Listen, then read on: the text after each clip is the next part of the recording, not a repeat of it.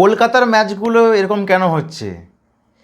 ক্যাপ্টেন্সির অভাব, ঠিকঠাকভাবে ইউটিলাইজ করতে পারছে না বোলার এবং ব্যাটসম্যানদের, এবং ঠিকঠাক ডিসিশন নিতে পারছে না। আজিঙ্কা রাহানে এটা কি ক্যাপ্টেন্সি করছে? কালকে এরকম পরিস্থিতিতে ব্যাটিং টসে জিতে ব্যাট করার সিদ্ধান্ত নিয়েছে, যেটা অপোনেন্ট টিম শ্রেয়স আয়ার সেটা খুশিই হয়েছে। এই রকম কন্ডিশনে কেউ ব্যাট নেয় প্রথম?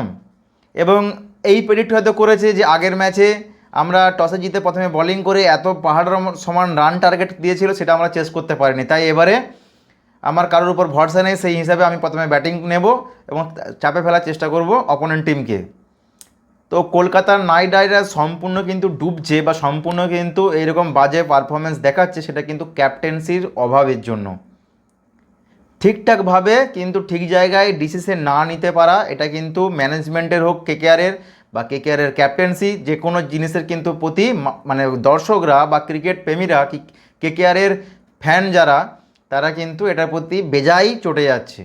আর চটারই কথা, কোনো ম্যাচ জেতা নেই, ব্যাক টু ব্যাক শুধুমাত্র হার। তো যাই হোক, দেখা যাক, কেননা কালকের ম্যাচটা তো বৃষ্টির কারণে পুরো ভেস্তে গেছে, পয়েন্ট ভাগাভাগি হয়ে গেছে, পাঞ্জাবকে 1 পয়েন্ট এবং কলকাতাকে 1 পয়েন্ট।